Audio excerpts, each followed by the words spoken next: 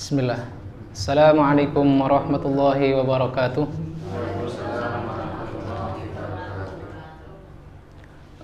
Alhamdulillahi ala ihsanihi wa syukru lahu ala taufiqihi wa amtinanihi. Ashhadu an la ilaha illallah wahdahu la syarika lah, ta'ziman li sya'nihi, wa ashhadu anna Muhammadan abduhu wa rasuluhu ad-da'i ila ridwanihi. Salawatullah wa salamuhu alaihi wa ala alihi wa sahbihi wa ikhwanihi. Amma ba'du. Allahumma salli wa sallim ala nabiyyina Muhammad wa ala alihi wa sahbihi wa salaman tasliman katsira. Amma ba'du. Jamaah Musalla Al-Hikmah rahimani wa rahimakumullah. Alhamdulillah, segala puji kita panjatkan kepada Allah Subhanahu wa taala. Salawat dan salam kita haturkan semoga senantiasa tercurah kepada Nabi Muhammad sallallahu alaihi wa ala alihi wasallam, yang mana sunnah-sunnah beliau kita kaji secara rutin di musola yang kita cintai ini. Alhamdulillah, kita sudah membahas beberapa adab terkait dengan adabul libas atau adab berpakaian. Yang pertama adalah adab ketika memakai baju baru, yaitu berdoa, yaitu Allahumma lakal hamdu anta kasautanihi as'aluka khairahu wa khairama suni'alah. Ya Allah, bagimu segala puji, engkaulah yang memakaikan aku baju. Aku meminta kepadamu kebaikan baju tersebut, wa khaira ma suni'alah, dan meminta kebaikan fungsi pakaian tersebut. Wa a'udzubika min syarrihi wa syarri ma suni'alah, dan aku berlindung kepadamu dari keburukan pakaian tersebut dan keburukan fungsi pakaian tersebut dibuat. Kemudian juga berdoa ketika memakai baju secara umum, ya, tidak hanya memakai baju baru, yaitu membaca doa Alhamdulillahilladzi kasani hadza tsauba wa razaqanihi min ghairi haulin minni wala quwwah.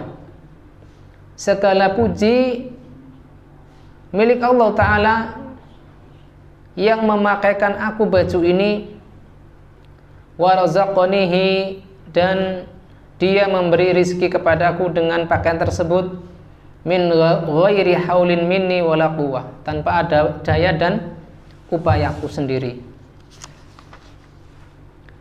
Kemudian adab yang ketiga, adab ketiga adalah mendahulukan bagian kanan ketika memakai baju. Yang keempat adalah al-hirsu ala husnil madhar, ya, berusaha memakai pakaian yang bersih, memakai pakaian yang bersih.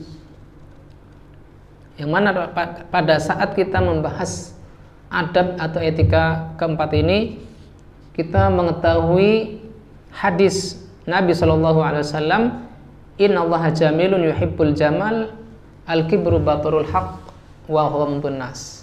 Bahwasanya orang yang memakai pakaian bagus itu bukan bagian dari kesombongan. Adapun sombong adalah menolak kebenaran dan meremehkan manusia. Yang mana dalam hadis yang lain dari pembahasan etika atau tata krama keempat ini, ada hadis yang mirip, ya, yang mana Nabi SAW bersabda, dzakal jamal innallaha jamilun yuhibbul jamal. Ketika ada sahabat Nabi menyukai pakaian yang bagus, kemudian sandal talinya juga bagus atau baru, apakah ini bagian dari kesombongan? Maka Nabi SAW menjawab, bukan, itu adalah hal-hal yang bagus, yang indah. Sedangkan Allah Ta'ala adalah menyukai keindahan.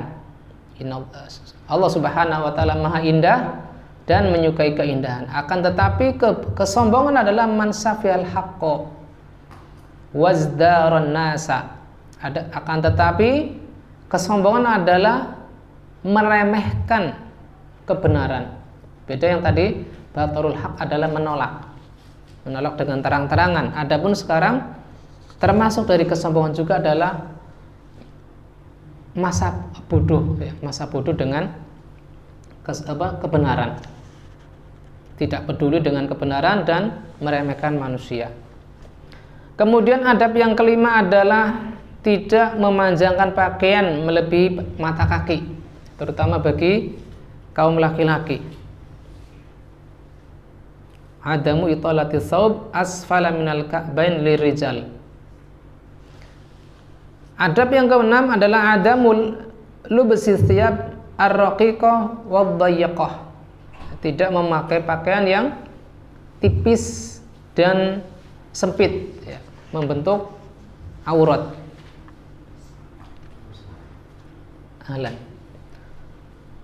Kemudian tata krama berpakaian yang ketujuh adalah ijtinabu tashabbuh rijal fil libasin nisa, ya, fil libasi bin nisa. Seorang laki-laki tidak menyerupakan diri dalam pakaian wanita, ya. Maksudnya apa? Kita kaum laki-laki tidak dibolehkan menggunakan pakaian-pakaian yang menjadi ciri khas perempuan, ya, memakai kerudung, memakai daster, ya. Ini bagi bapak-bapak dan mas-mas. Begitu pula sebaliknya, wajtinabu tasyabuhun nisa'i fi libasihinna birrijal. Ibu-ibu, mbak-mbak tidak boleh memakai pakaian yang menjadi ciri khas kaum laki-laki. Misalnya apa? Celana pendek, kaos iki apa? Lekton, ya. Lekton kan jadi ciri khas laki-laki.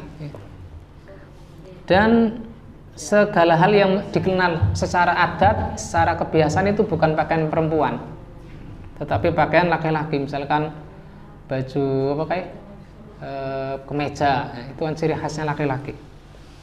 Sehingga ketika ada ibu-ibu atau mbak-mbak pakai kemeja terlihat macho, ya, terlihat maskulin, maka itu berarti jelas itu bukan pakaiannya perempuan, karena tidak dikenal lebih feminim ketika memakai baju tersebut.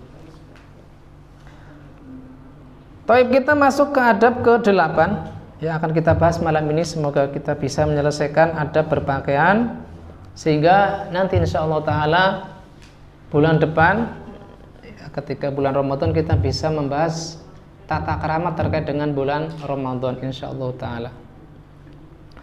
Yang ke-8 adalah hurmatu lubsil harir wad dhahab ala rijal. Tidak boleh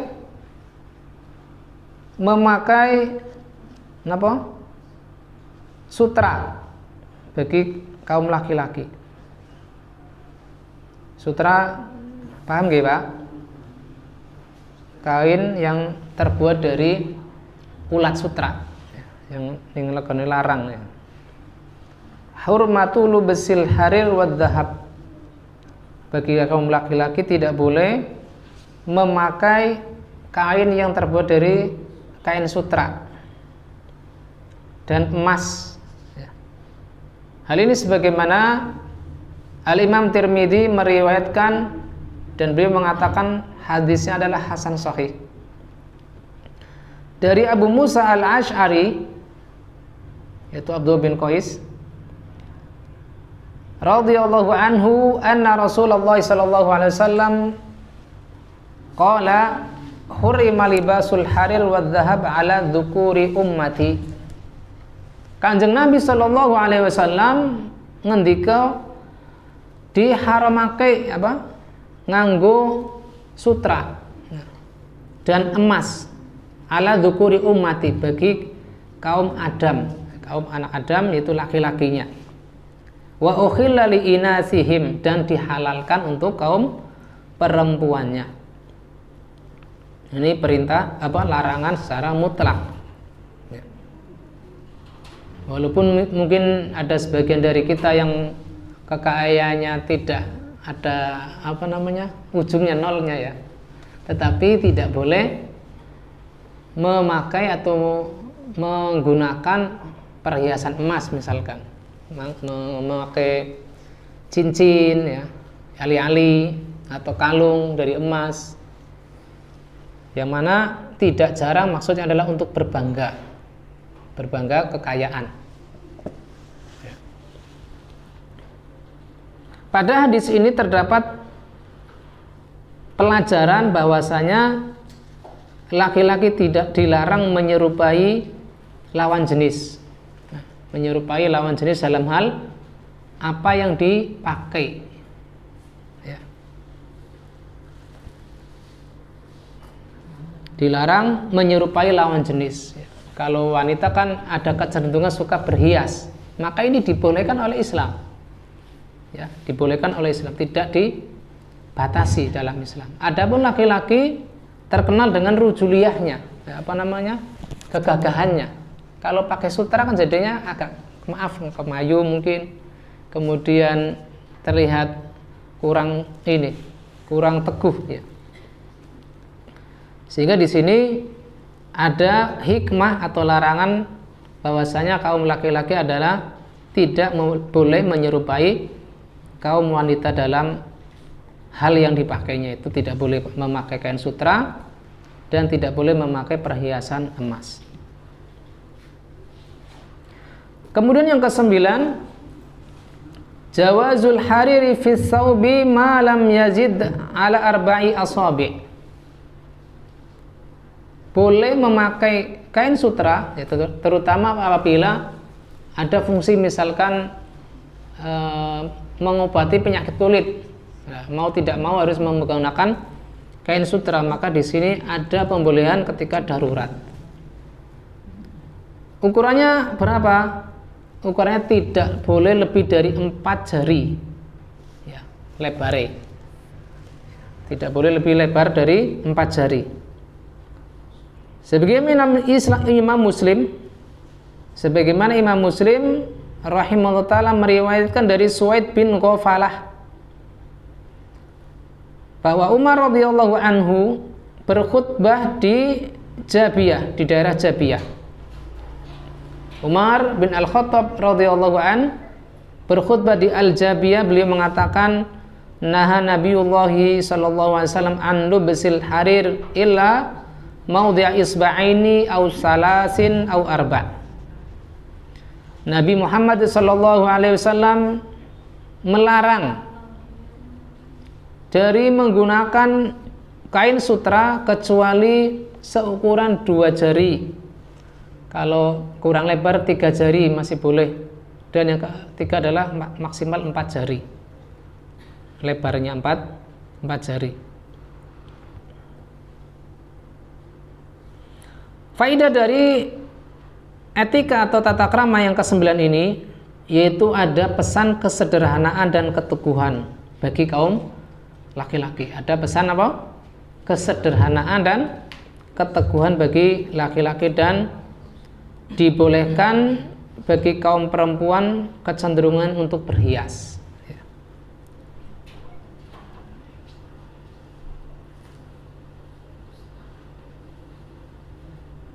Tetapi untuk lebih berhati-hati tentunya tidak menggunakan kebolehan tersebut, ya. Khawatir ada yang salah paham, itu orang yang berilmu saja, orang yang sudah ngerti agama kok menggunakan kain sutra, maka lebih baik dihindari, ya. Bercermin dengan larangan pada etika ke-8, ya. Hurima libasul hariri wa dhahab ala dzukuri ummati. Ini perintah larangan umum. Walaupun tadi ada pengecualian di etika ke-9 bahwasanya boleh, tetapi dengan batasan maksimal pinten 4 jari, ya, lebarnya. Baik, kita masuk ke etika atau tata krama ke-10. Jawazu lubsil khotam. Boleh menggunakan cincin. Itu terutama bagi kaum laki-laki. Kalau ibu-ibu itu sudah mufakat, ya, sudah disepakati kebolehannya, ya. Baik cincinnya cincin besi atau perak atau emas. Adapun kaum laki-laki ini di sini diterangkan sebagai bentuk kebolehan, bukan sunnah. Imam Bukhari meriwayatkan dalam kitab sahih beliau dari Abdullah bin Umar radhiyallahu anhuma. Beliau mengatakan ittakhadha Rasulullah sallallahu alaihi wasallam khataman min wariqin. Kata Ibnu Umar, Nabi sallallahu alaihi wasallam atau Rasulullah sallallahu alaihi wasallam membuat cincin dari perak. Cincin dari apa? Perak. Wa kana fi yadihi, yang mana beliau pakai di tangan beliau. Summa kana ba'du fi yadi Abi Bakar. Ketika Abi Bakar wafat, ketika Rasulullah sallallahu alaihi wasallam wafat, maka cincin tersebut dipakai oleh Abu Bakar. Summa kana ba'du fi yadi Umar. Lalu setelah Abu Bakar meninggal, ya, kekhalifahan berhenti, dilanjutkan oleh Umar. Summa kana ba'du fi yadi Utsman. Lalu ketika Umar terbunuh, wafat, maka cincin tersebut diwariskan ke sinten? Utsman bin Affan. Hatta waqa'a ba'du fi bi'ri Aris. Tetapi ketika dipakai Utsman bin Affan, cincin perak tersebut jatuh ke sumur, namanya sumur Aris. Jatuh ke sumur Aris. Naqsyuhu Muhammadun Rasulullah sallallahu alaihi wasallam, yang mana cincin tersebut ada ukiran tulisannya Muhammad Rasulullah sallallahu alaihi wasallam, ya. Ukiran cap, ya.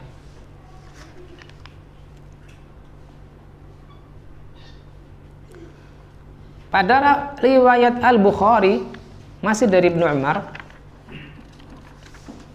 dengan lafal yang agak berbeda, bahwa Rasulullah SAW membuat cincin dari, pernah diceritakan bahwa Rasulullah SAW pernah membuat cincin dari emas,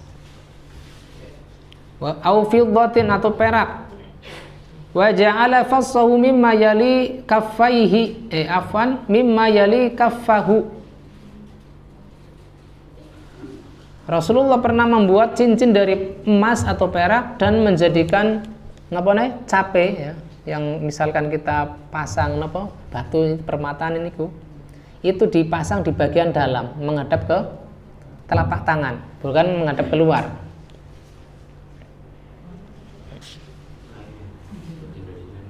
Wa naqasha fi Muhammadun Rasulullah, yang mana capnya itu ada tulisan Muhammad utusan Allah, Muhammad Rasulullah. Fattakhadhan nasu mislahu, dan manusia pun, ya, para sahabat pun meniru, ikut-ikutan membuat cincin. Falamma ra'ahum qad ittakhaduha rama bihi. Ketika para sahabat ikut-ikutan membuat cincin, maka Nabi pun membuang cincin tersebut. Terutama ketika cincinnya terbuat dari emas, ya.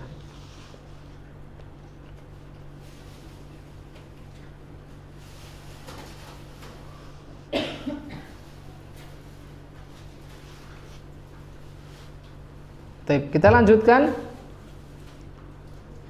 Wa qala la albasuhu abadan. Ketika para manusia ikut-ikutan membuat cincin, memakai cincin, maka Nabi melepaskannya dan beliau bersabda, aku tidak akan memakainya selama-lamanya. Summa ittakhadha khataman min fiddah. Lalu beliau pun membuat cincin lagi terbuat dari perak. Fattakhadha nasu khawatimal fiddah. Dan para sahabat pun ikut-ikutan membuat cincin terbuat dari perak. Qala Ibnu Umar fala bisal khatam ba'da Nabi sallallahu alaihi wasallam Abu Bakar summa Umar summa Utsman hatta waqa'a Utsman fi bi'ri Aris. Ya, yang riwayat kedua ini bahwa Nabi sallallahu alaihi wasallam ketika memakai cincin dari perak, maka beliau tidak melepaskan kembali ketika diikuti oleh manusia, diikuti oleh para sahabat, ya. Jadi kesimpulan sementara bahwasanya Nabi SAW melepas cincin ketika ditiru manusia adalah ketika cincinnya terbuat dari emas, ya. Karena setelah beliau memakai dan diikuti oleh masyarakat, ternyata beliau tetap memakai sampai beliau wafat, lalu diwariskan ke Abu Bakar, lalu diwariskan kepada sinten? Umar, dan yang terakhir adalah Utsman. Ya, diwariskan kepada Utsman, lalu terjatuhlah cincin tersebut di sumur Aris. Ya. Faidah dari hadis yang cukup panjang ini, yaitu faidah etika ke-10, kebolehan menggunakan cincin. Yang pertama, bahwa cincin Nabi Shallallahu Alaihi Wasallam, bahwasanya cincin Nabi Shallallahu Alaihi Wasallam adalah simbol kepemimpinan, simbol kepemimpinan atau amanah.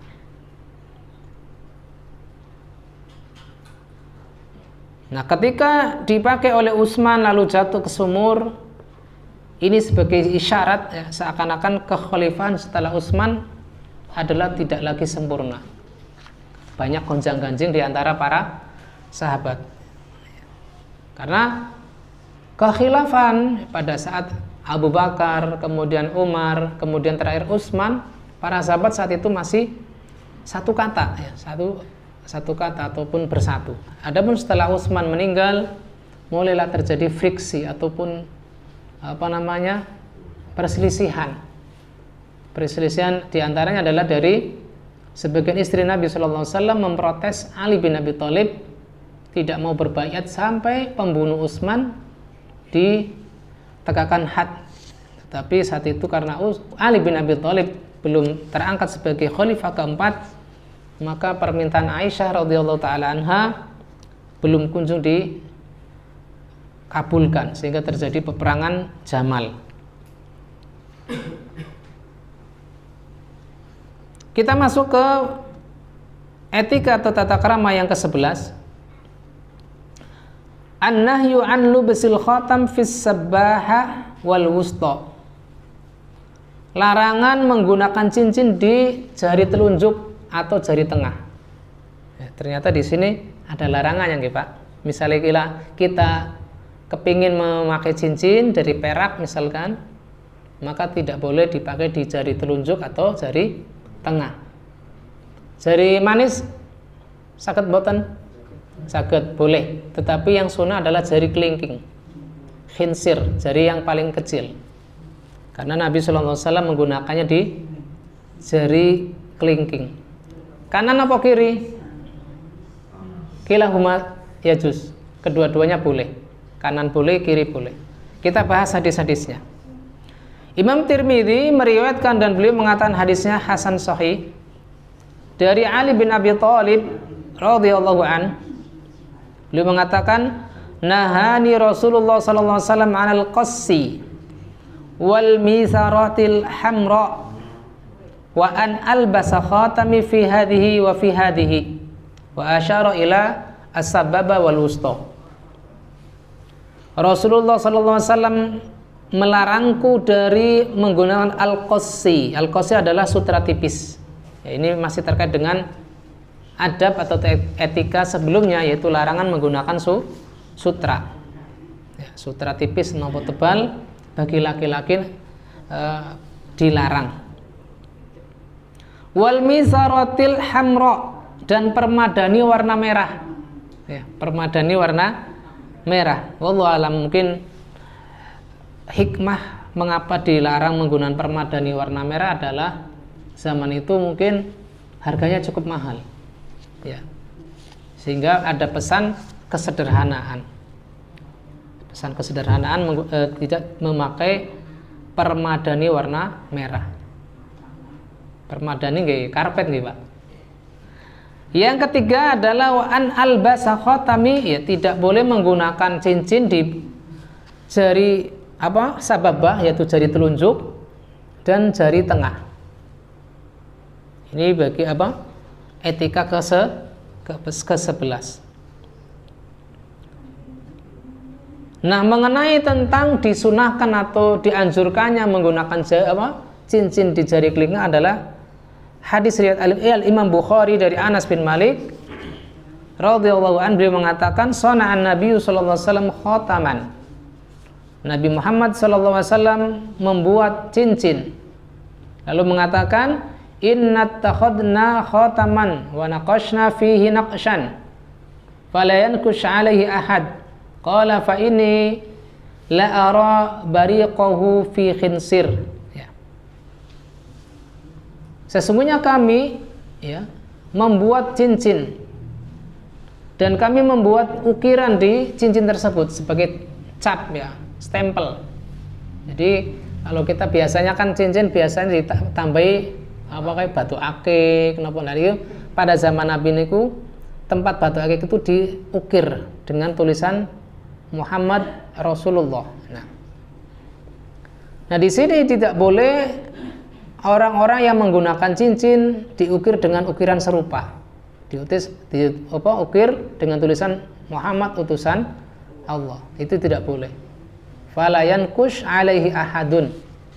Kalau misalkan mau ditulis namain jenengan maka enggak masalah. Tetapi kalau mau diukir tidak boleh diukir dengan tulisan Nabi Muhammad sallallahu alaihi wasallam.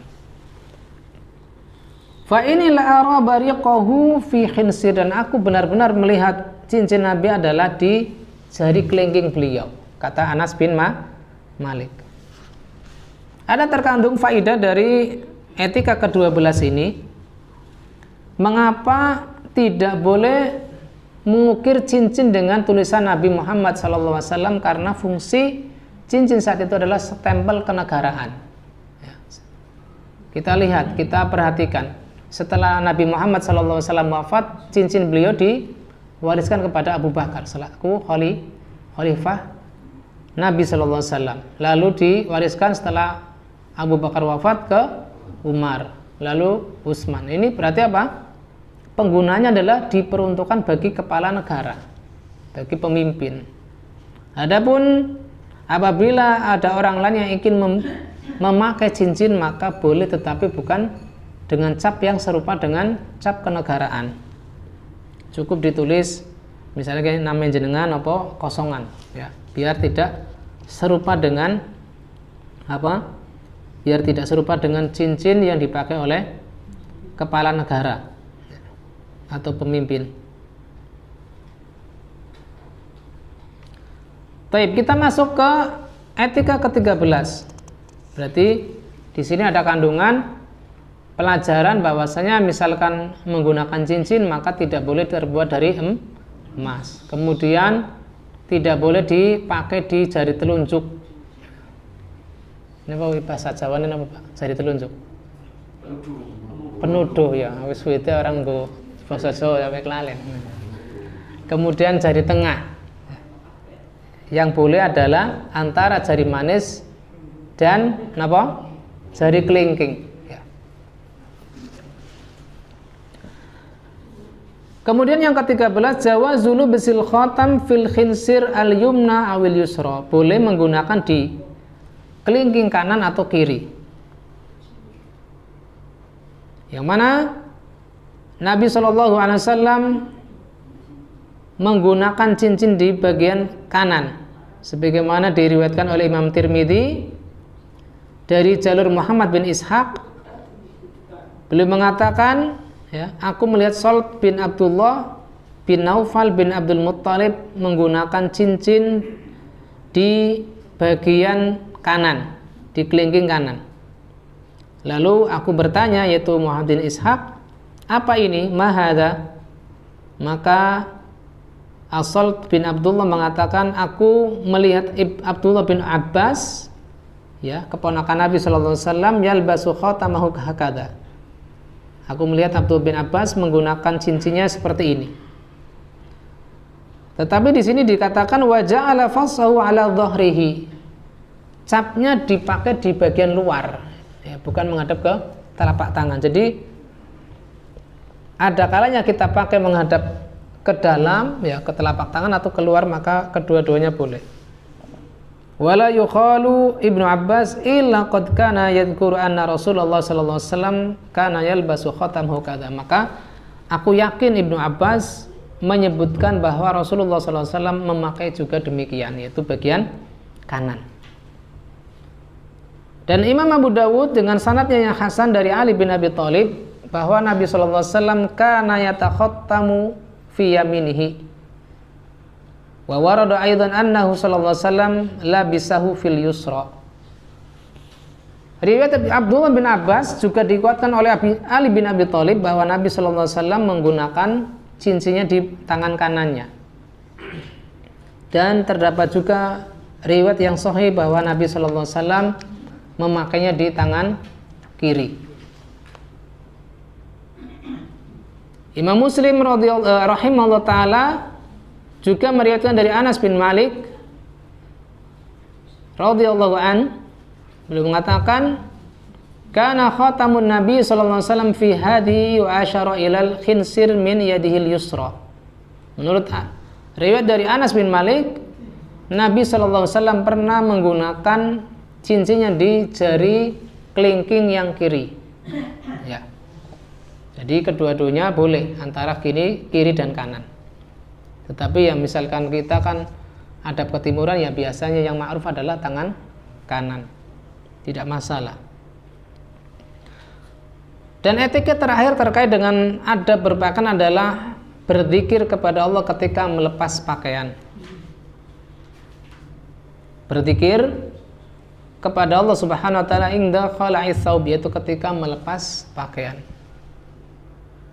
Yang mana Allah Subhanahu wa taala mewanti-wanti kita. Ya, mewanti-wanti kita dari gangguan setan. Allah taala berfirman, "Innahu yarakum huwa wa qabiluhu min haitsu la tarawnahum." Sesungguhnya setan dan kaumnya melihat kalian dari arah yang kalian tidak melihat mereka. Artinya apa? Wong nyatanya kita nggak lihat mereka, sedangkan mereka melihat kita, maka kita butuh perlindungan lebih. Ya, butuh perlindungan lebih.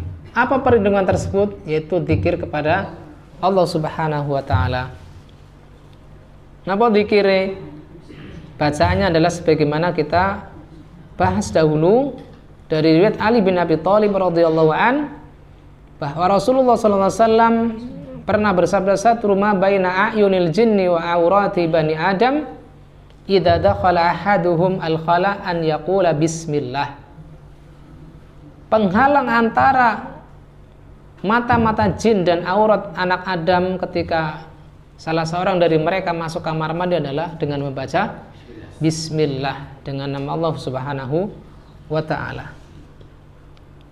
Maka demikian yang bisa kita bahas terkait dengan adab-adab berpakaian. Maka semestinya bagi kita adalah bersyukur kepada Allah Subhanahu wa ta'ala atas kesempurnaan agama Islam ini yang mengatur sedetail-detailnya apa yang bermanfaat bagi kita terkait dengan manfaat dunia dan akhirat, dan mewanti-wanti kita, mencegah kita dari hal-hal yang dapat memudaratkan, membahayakan kita baik di dunia maupun di akhirat. Al-yauma akmaltu lakum dinakum wa atmamtu alaikum ni'mati wa raditu lakumul islama dina. Pada hari ini telah aku sempurnakan untuk kalian agama kalian, dan telah aku sempurnakan nikmatku kepada kalian, dan telah aku ridhoi, kata Allah Subhanahu wa taala, Islam sebagai agama kalian. Artinya apa? Kesempurnaan Islam ini adalah nikmat. Kesempurnaan Islam itu adalah nikmat. Jangan sampai terbetik dalam hati kita merasa sempit karena ada aturan-aturan yang sedetail itu. Wong sedikit-sedikit kok nggak boleh, sedikit itu kok haram. Nah, apa ning ora oleh? Yang lebih baik, yang dibolehkan adalah jauh lebih banyak. Ya. Jangan sampai kita merasa sempit. Sebagaimana Allah Ta'ala firmankan bahwa ka'annama yasa'adu fis sama. Orang yang dijauhkan dari mendapatkan taufik dari Allah Ta'ala adalah ketika mendapati Islam merasa terasa sempit baginya. Waliyatubillah, seakan-akan dia mendaki ke langit ya. Kan mendaki ke langit itu apa? Semakin berkurang oksigennya sehingga makin ngos-ngosan dadane ya. Waliyatubillah. Sehingga hendaknya bagi kita semua saudara-saudara kaum muslimin wal muslimat, ketika kita mempelajari Islam dan kita mendapatkan beberapa hal yang mungkin kurang berkenan di dada kita, di hati kita, hendaknya kita berdoa agar Allah Subhanahu wa taala meluaskan dada kita, melapangkan dada kita untuk bisa menerima Islam dengan kafah ya. Karena sikap seorang muslim apabila Allah Subhanahu wa taala menetapkan sesuatu adalah an yaqulu sami'na wa ata'na. Aku mendengar dan aku taat ya. Bukan seperti sikap pendahulu kita dari kalangan Bani Israel yang mereka mendengar adanya aturan-aturan Nabi Musa, mereka mengatakan sami'na wa asayna. Kita dengar dan kita maksiati, waliyadzubillah. Demikian yang bisa kita sampaikan. Apa yang kita bahas dari kitab Berbakaian ini ada pada Berbakaian, semoga bermanfaat bagi saya yang menyampaikan dan jenengan yang menyimaknya. Kurang lebihnya mohon maaf. Billahi taufiq wal hidayah wal afu minkum. Wassalamualaikum warahmatullahi wabarakatuh.